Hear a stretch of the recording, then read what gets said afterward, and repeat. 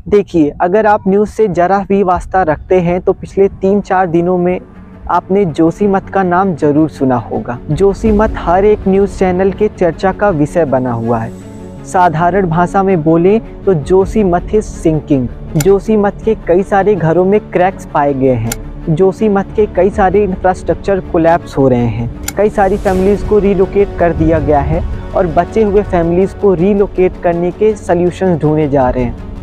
जोशीमठ के लोग रोड पर आकर के प्रोटेस्ट कर रहे हैं। कई सारी फैमिलीज़ को इतने ज़्यादा ठंड में भी बाहर सोना पड़ रहा है।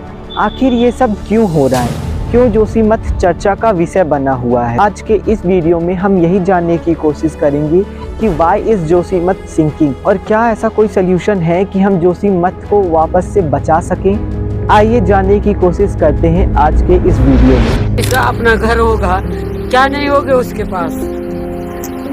आज देखो हम ऐसे बेघर बन गए, ना हमारा घर कहीं है ना कहीं है, यही था हमारा घर बना, हम तो बेघर हो गए।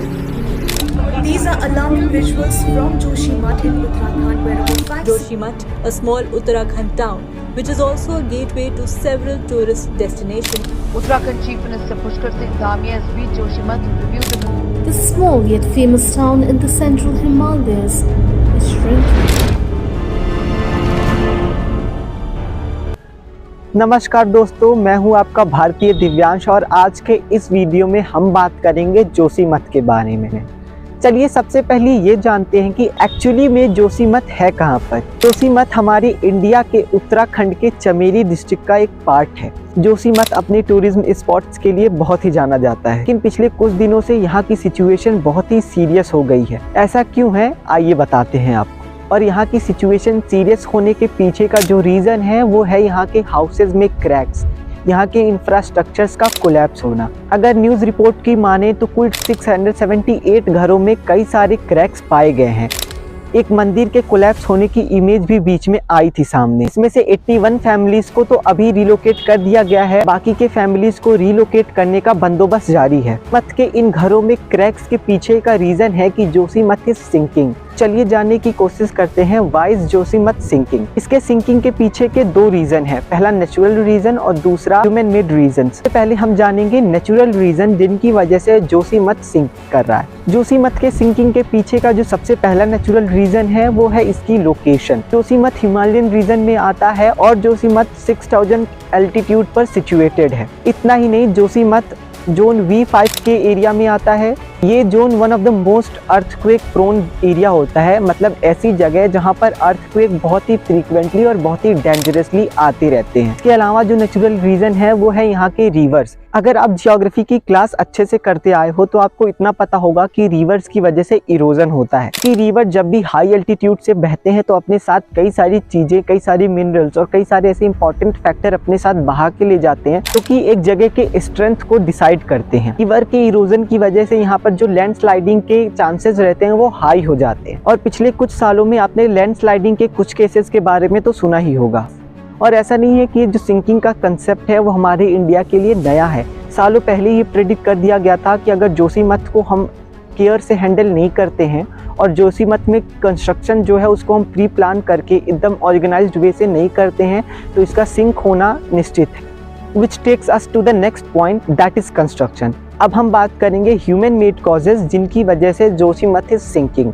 पहला कारण, unorganised and over construction on Joshimath. जैसा कि मैंने आपको बताया कि सालों पहले ही प्रेडिक्ट कर दिया गया था कि यहाँ पर जो भी कंस्ट्रक्शन करने हैं वो बहुत ही प्लानिंग के तहत और बहुत ही ऑर्गेनाइज्ड वे में होने चाहिए, लेकिन अनफॉर्चुनेटली ऐसा नहीं हुआ। होटल्स एंड रेस्टोरेंट्स मशरूम की तरह पूरे जोशीमठ में फैले हुए हैं। और अभी जो फिलहाल की सिंकिंग हो रही है उसके पीछे दो सबसे बड़े कंस्ट्रक्शन के जो रीजन बताए जाते हैं वो है एनटीपीसी। एनटीपीसी मतलब नेशनल थर्मल पावर कॉरपोरेशन का प्रोजेक्ट, और जो दूसरा सबसे बड़ा कारण है वो है bypass construction by BRO. BRO मतलब बॉर्डर रोड ऑर्गेनाइजेशन। यह ऑर्गेनाइजेशन ना सिर्फ हमारे बॉर्डर के रोड्स को बहुत ही अच्छे क्वालिटी में कंस्ट्रक्ट करता है ताकि हम अपने ट्रेड और सिक्योरिटी दोनों को इंश्योर कर सकें, बल्कि कई सारे ऐसे पब्लिक इंफ्रास्ट्रक्चर का भी कंस्ट्रक्शन करता है जो कि पब्लिक और सोशल वेलफेयर के लिए होते हैं। ये दोनों ही नेचर में बहुत ही हैवी कंस्ट्रक्शन माने जाते हैं एंड इनको one of the biggest reason माना जाता है आज के जोशीमठ सिंकिंग के पीछे का। और एक मेजर कारण और है जोशीमठ के सिंक होने के पीछे का, जो कि बताया गया है यहाँ के पुअर ड्रेनेज सिस्टम को। आइए ये जानते हैं कि अभी फ़िलहाल की सिचुएशन क्या है।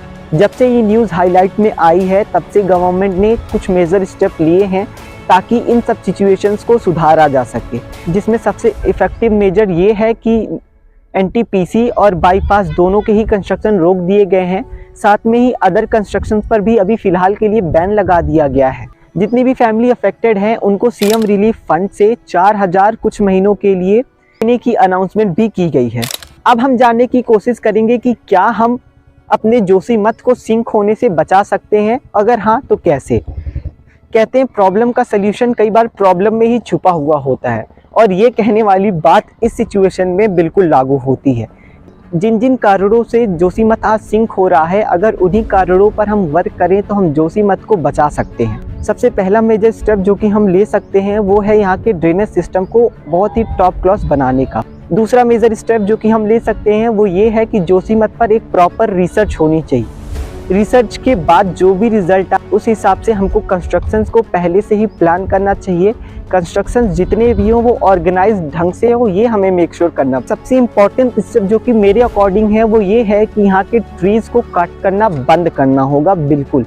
अगर आपने अपने जियोग्राफी के क्लासेस या साइंस के क्लासेस अच्छे से किए हैं तो आपको ये पता होगा कि ट्रीज़ जो होते हैं वो सॉइल इरेजन को रोकते हैं। ट्रीज़ अपने रूट्स के थ्रू सॉइल को बांध कर रखते हैं, जिससे कि लैंडस्लाइड होने के चांसेस बहुत ही कम हो जाते हैं। आखिर में मैं इतना ही कहना चाहूँगा कि जोशीमठ ही नहीं और भी ऐसे कई सारे इलाके हैं जिनके जियोग्राफिकल लोकेशन और जियोग्राफिकल कंडीशन सेम ही हैं। अगर आज जोशीमठ सिंक हो रहा है तो कल कोई और राज्य, कोई और डिस्ट्रिक्ट का पार्ट सिंक होगा ही होगा। अगर हमने वहाँ पर भी ओवर कंस्ट्रक्शन किया, अगर आज से ही हमने उनकी प्लानिंग, उनकी ऑर्गेनाइजिंग स्टार्ट नहीं की, तो इस पूरे घटना से हमको ये सीख लेनी चाहिए कि हम अपने कंट्री के विभिन्न जगहों पर जहाँ पर भी जियोग्राफिकल कंडीशन ऐसे हैं वहाँ पर हम पूरी प्लानिंग करके ही कंस्ट्रक्शन करें। वहाँ पर डेवलपमेंट करने से पहले हम रिसर्च करें। वहाँ ट्री काटने से पहले हम सस्टेनेबल डेवलपमेंट के बारे में सोचें। तभी हम ना सिर्फ जोशीमठ और बाकी के इलाकों को बचा सकेंगे। फिर मिलेंगे किसी और ऐसे ही इंफॉर्मेटिव टॉपिक के साथ। तब तक के लिए जय हिंद, जय भारत।